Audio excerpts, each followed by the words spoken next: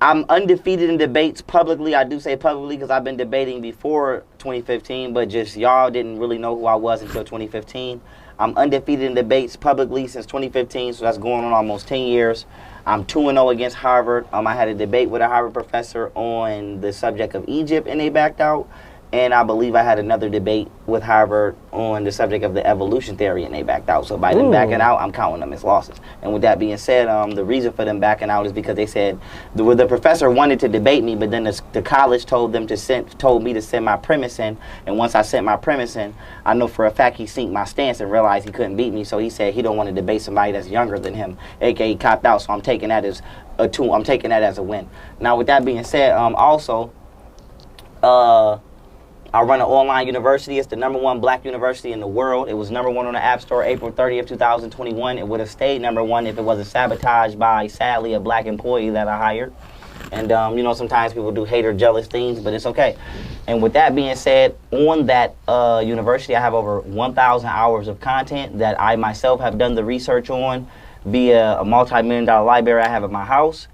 And this is real research. It's not regurgitated from anybody else. And not only have I done a great job discovering past truths, but I've done a beyond job discovering new information that nobody has ever discovered or come up with.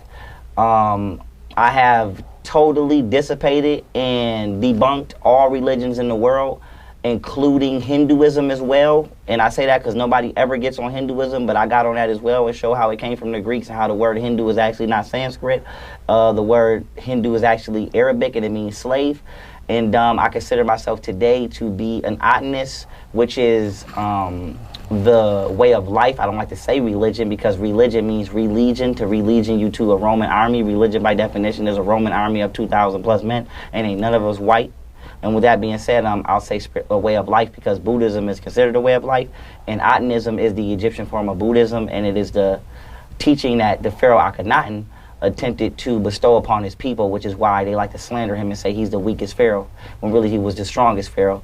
And I also tie Egypt into Japan through the migration of the Naga Kushites, Naga meaning God, Kushites meaning Kush, and the gods from the land of Kush. And not only do the Mongoloid, aka the Asian people, confirm that they're descendants of Africanoid genealogy. If you look into Buddhism or Shintoism, the main deity there is the sun, just like Ra. So this is why this looks like the Japanese flag, because this is the Japanese flag.